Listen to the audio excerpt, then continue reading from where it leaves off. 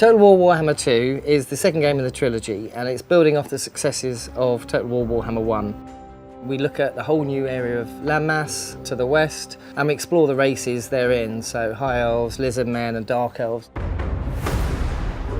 We got some very, very positive feedback from our decision to sort of really try and make the races play differently. So we've embraced that throughout the DLC for Warhammer 1, and we're doing even more for Warhammer 2. So the typical process of getting a character to animation actually is quite long. So we start with a concept art of what the character will look like. That then gets modelled with all the polygons, and then my job is putting the movement and personality into that character. The elves have been an interesting challenge in itself because they are all humanoid units, so we have this extra challenge of how do we make them each feel and look different. Lizardmen has been a completely different experience than any other race so far. We tried doing mocap for them and we found that they were pushing too far into the human side, so we went much more animalistic.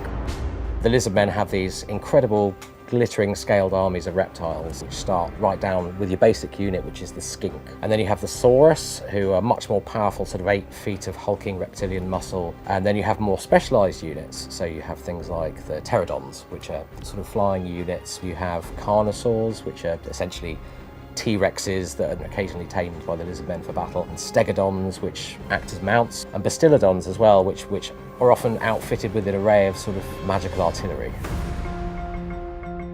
So on the battle side, we're looking to introduce more variety in Total War Warhammer 2, and one of the ways we're doing this is by examining sort of different and sometimes wilder new terrain types. We've got very lush jungle, very beautiful but also very dangerous. Deserts with all the hazards that entails, and all kinds of other environments. So it's really looking to get the flavour the Games Workshop have created in their fantasy setting into our game. So the key locations are Ulthuan, the home of the High Elves, Naggaroth, the home of the Dark Elves, Lustra, a jungle region, and the Southlands, which is a mixture of desert, jungle and other environments.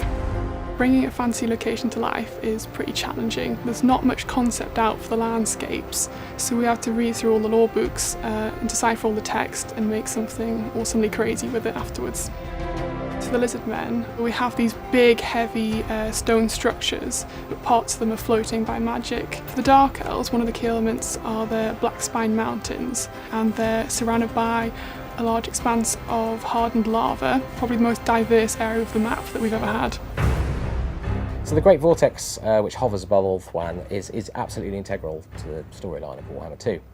Now, the Vortex was forged in millennia past. There was a great chaos invasion called the Great Cataclysm. The Lizardmen, as the first and most ancient race, were the first to fight chaos, and they only just held on, but it was actually the High Elves who forged the Great Vortex and managed to sort of preserve the equilibrium of the world. You can ignore the storyline, the narrative. You don't have to fight for the Vortex if you don't want. Sandbox gameplay is sacrosanct to Total War. The player can go in any direction they want, and that's going to be enhanced this time because players can now conquer any territory they want. We have 2 legendary lords per race, each with their own start position. You can play co-op multiplayer with the same race, and that creates all sorts of possibilities, and it's something the fans have been asking for. What we want people to feel at the end of Warhammer 2 is I want them to feel they've had an incredible gameplay experience, which is fundamentally Total War and fundamentally Warhammer, but at the same time interesting, new, different and exciting right to the end.